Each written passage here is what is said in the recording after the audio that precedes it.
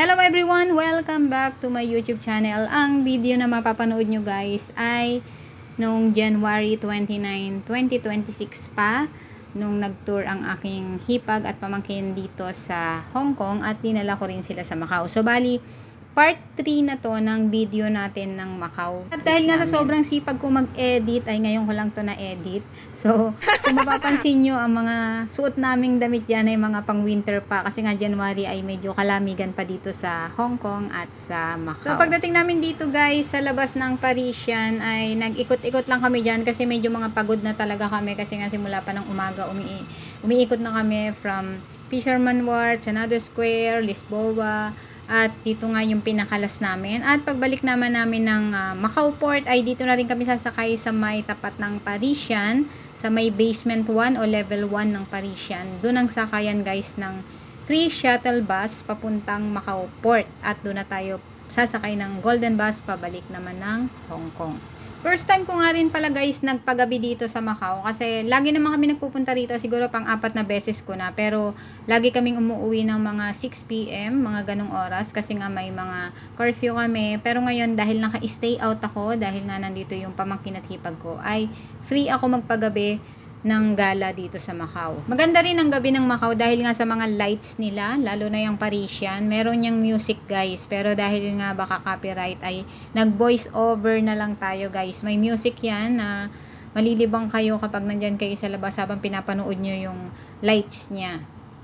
Yan, maganda rin siya sa araw at maganda rin siya sa gabi. So kung papasyalan nyo guys ang Macau ay puntahan nyo din to ng medyo maliwanag pa, tapos magpagabi na lang din kayo para makita nyo rin siya ng maliwanag pa. Medyo hapon na rin kaming pumunta dito sa kabilang side ng Macau na to guys. Pero kung maaga kayo, ay pwede nyo nang ikutin lahat ng mga famous na hotels dyan sa Macau. Kasi nandito yung lahat sa side na to, tabi-tabi na sila dito. Yung Venetian, Galaxy, Studio City, Parisian, tapos katapat lang yan yung Londoner, tapos may Galaxy pa, City of Dreams, Wynn Palace. So, marami rin kaming hindi naikot. So, bali dito lang kami sa paligid ng Parisian dahil nga medyo gabi na. At hinahabol din namin ang oras ng free shuttle bus pabalik ng Macau Port na hanggang 9:30 lang. Ayan, ang ganda! Di ba yung sa Amerika? Yung mga pelikula. Yan. Yan. Hindi tayo nakapunta na dito. Ayan dun sa kabila yung Venetian. May oras. Wala tayong oras eh. May ba nakalagay? Last trip.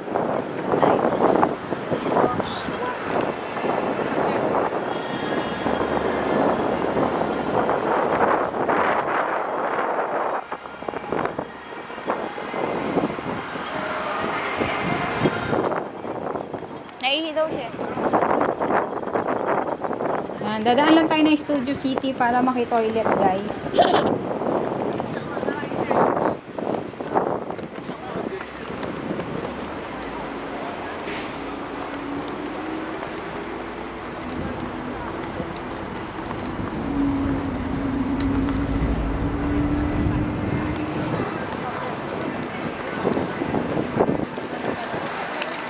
Okay.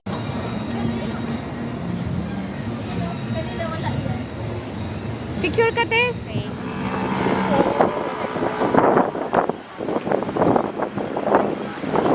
At pagkatapos nga namin mag-toilet sa may Studio City ay lumabas na ulit kami at naglakad na rin kami dito sa may tapat ng Londoner at pupunta kami ng Venetian dahil kailangan nila ding makita yung famous na Grand Canal sa may Venetian.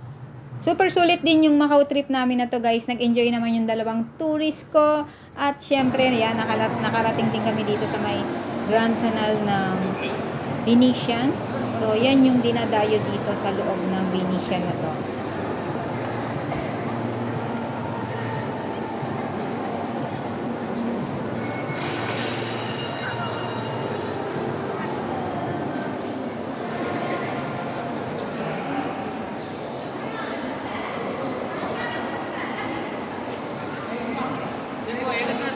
Sabi ko na mali ito eh.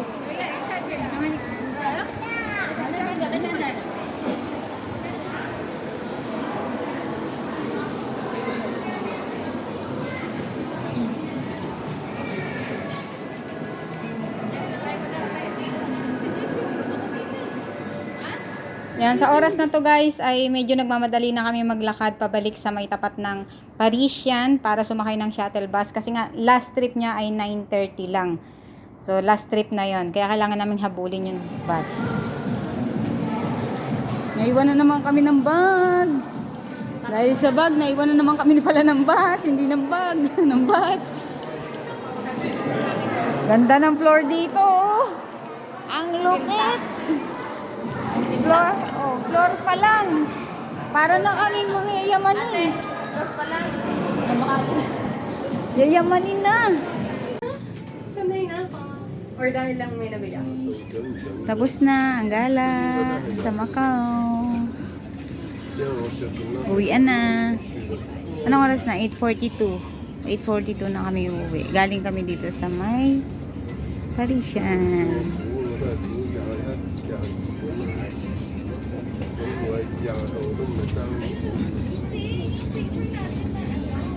Hindi